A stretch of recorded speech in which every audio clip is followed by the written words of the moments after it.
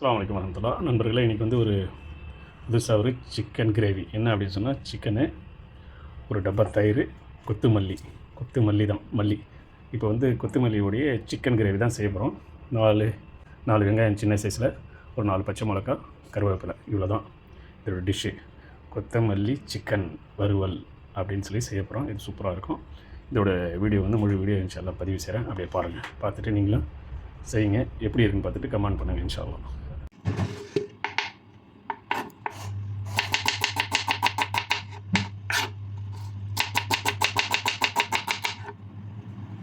கொத்தமல்லி பண்ணிப்போம்.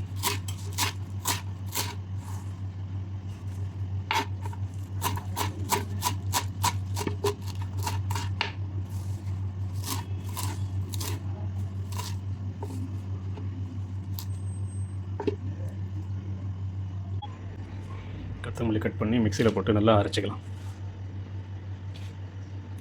கொத்தமல்லி தயிர் போட்டு நல்லா மிக்ஸ் பண்ணிக்கலாம், அரைச்சிக்கலாம் பெஸ்ட் மாதிரி.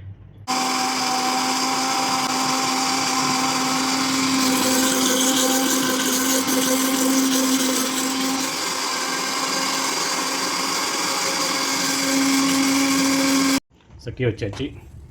சட்டி நல்லா சூடாகிட்டு அப்புறம் எண்ணெய் போட்டுக்கலாம்.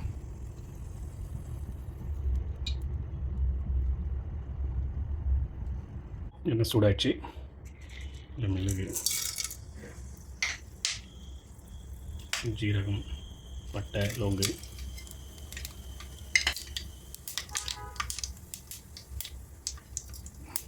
சோம்பு,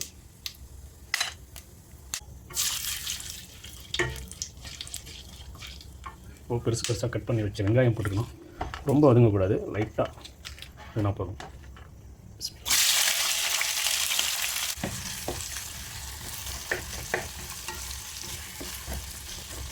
வெங்காயம் ரொம்ப நைஸாக வெட்டக்கலை, கொஞ்சம் மட்டமாக இருந்தாலும் போதுமா. தேவையான அளவுக்கு உப்பு போட்டு இப்படி லைட்டாக மூடி விட்டுருவோம்.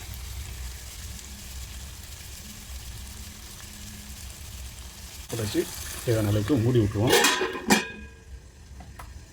ஒரு 5 மினிட்டில் அது லைட்டாக பொன்னேரம் ஆனோன்னே கறியை போட்டுக்கலாம். ஓகே, லைட்டாக அப்படியே ப்ரௌனிசம் ஆகிடுச்சு. என்ன பண்ணலாம் அப்படின்னு சொன்னால், பச்சை மிளகாய் போட்டு ஜிஞ்சர் பேஸ்ட்டு போடணும். மெயின்னு கொஞ்சம் அதிகமாக போடணும் ஜிஞ்சர் பேஸ்ட்டு.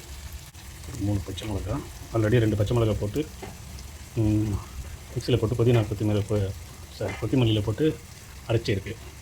கருவேப்பிலை லைட்டாக வடிக்கலாம்.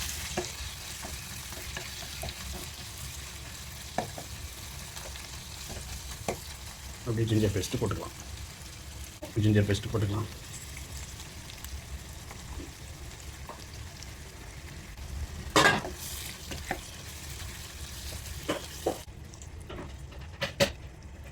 நம்ம என்ன பண்ணுறோம் அப்படின்னு சொன்னால், வெங்காயம் இதாகிடுச்சு, ஒதுங்கிடுச்சு. இப்போ சிக்கனை போட்டுக்கணும். இதில் எந்த மசாலாவும் சேர்க்கலை, ஒன்லி சிக்கன் தான். இதில் பார்த்தீங்கன்னா ஒன்றும் இல்லை, கொஞ்சோண்டு மஞ்சள். இதில் வந்து ரெட் சில்லி சேர்க்கவே கூடாது, இதுதான் இதோட ஸ்பெஷலு. கொஞ்சோண்டு மஞ்சள் தூள் சேர்த்துக்குங்க. ப்ளஸ்ஸு தனியா பொடி கொஞ்சோண்டு, ஒரு 1/2 ஸ்பூன் தனியா பொடி, அவ்வளோதான். இதோட மசாலாவே அவ்வளோதான். இது வந்து தனியா, அவ்வளோதான் போட்டு நம்ம மிக்ஸ் பண்ணிக்க வேண்டியதான். போட்ட மசாலா நல்லா கலந்து விட்டாச்சு. 5 நிமிஷம் என்ன பண்ணுவோம், அப்படியே தம்முக்கு போட்டு மூடி விட்டுருவோம்.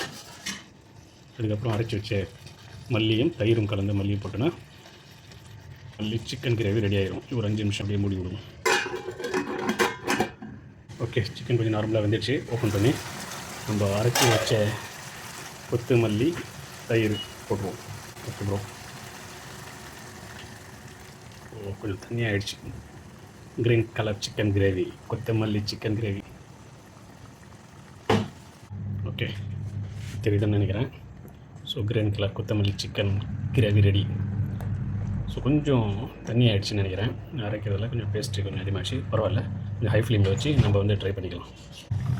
இன்னும் கொஞ்சம் அதிகமாகிடுச்சு. நம்ம என்ன பண்ணுவோம், ஹை ஃப்ளேமில் வச்சு கொதிக்க விட்டு கொஞ்சம் என்ன பண்ணுவோம், ட்ரை பண்ணி விட்ருவோம். ஓகே, ஒரு 10 நிமிஷம் நம்ம என்ன பண்ணுவோம், இதை மூடி விட்ருவோம். நம்ம கொத்தமல்லி சிக்கன் கிரேவி ரெடி ஆகிடுச்சுன்னு பார்க்கலாம் வாங்க. வாவ், கொத்தமல்லி சிக்கன் கிரேவி ரெடி.